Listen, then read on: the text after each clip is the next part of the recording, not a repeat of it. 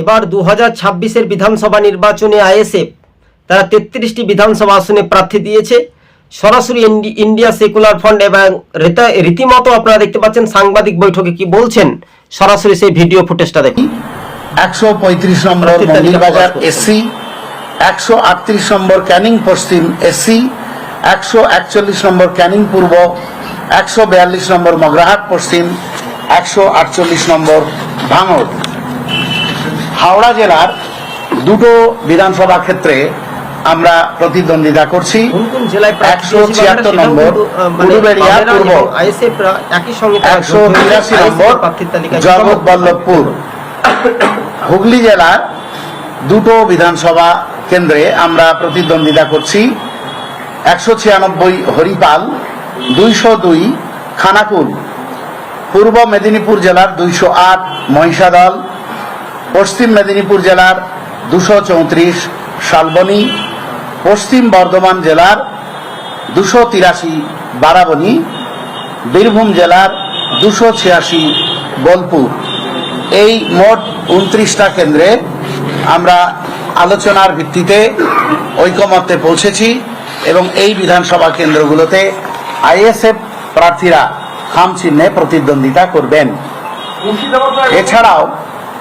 এছাড়াও আমাদের সঙ্গে বামফ্রন্টের প্রতিনিধিদের নেতৃত্বের আলোচনা চলছিল এমন কয়েকটা আসন নিয়ে।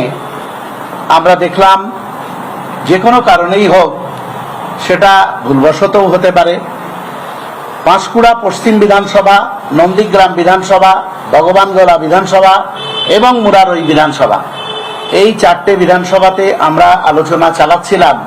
হ্যাঁ দর্শক, এবার আমরা বাকি অংশটা কিছুটা আলোচনা করে বলছি আপনাদের সঙ্গে। 33টি বিধানসভা আসনে তারা কিন্তু প্রার্থী দিয়েছে। মুর্শিদাবাদ, শামশেরগঞ্জে দিয়েছে। এছাড়াও মানে বিভিন্ন সময় বিভিন্ন দিক থেকে কিন্তু আমরা সেই খবরগুলো পাচ্ছিলাম, তাই না? এবার ভাঙড়ে নওশাদ সিদ্দিকী প্রার্থী হচ্ছেন। আরাবুল ইসলামকে ক্যানিং পূর্ব থেকে প্রার্থী দিতে পারে বলে এমনটা একটা গুঞ্জন পাওয়া যাচ্ছিল। তবে এবার তৃণমূলের প্রার্থী শওকত মোল্লা ভাঙড় থেকে ভোটে পরাজিত হবেন তা কিন্তু একেবারে স্পষ্ট হচ্ছে। তাই দর্শক বন্ধুগণ, আমাদের সবুজবঙ্গ নিউজ চ্যানেলটি ভালো লাগলে শেয়ার করে পাশে থাকবেন। 33টি আসনের মধ্যে আইএসএফ 10টি আসন জিততে চলেছে, এমনটাই খবরের ইঙ্গিত, সম্ভাবনা। আপনাদেরকে আরও একবার জানিয়ে রাখি, বিগ ব্রেকিং নিউজ।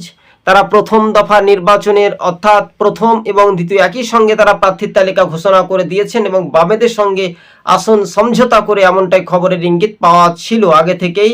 কিন্তু ইন্ডিয়া সেকুলার ফ্রন্ট এবং তাদের চেয়ারম্যান এবং রাজ্যের নেতৃত্বরা কিন্তু সরাসরি প্রার্থীর তালিকা প্রকাশ করেছেন। আমাদের চ্যানেলটি ভালো লাগলে সবুজবঙ্গ নিউজ চ্যানেলটি অবশ্যই শেয়ার করে পাশে থাকবেন। আজকে ছিল আমাদের এই পর্যন্ত।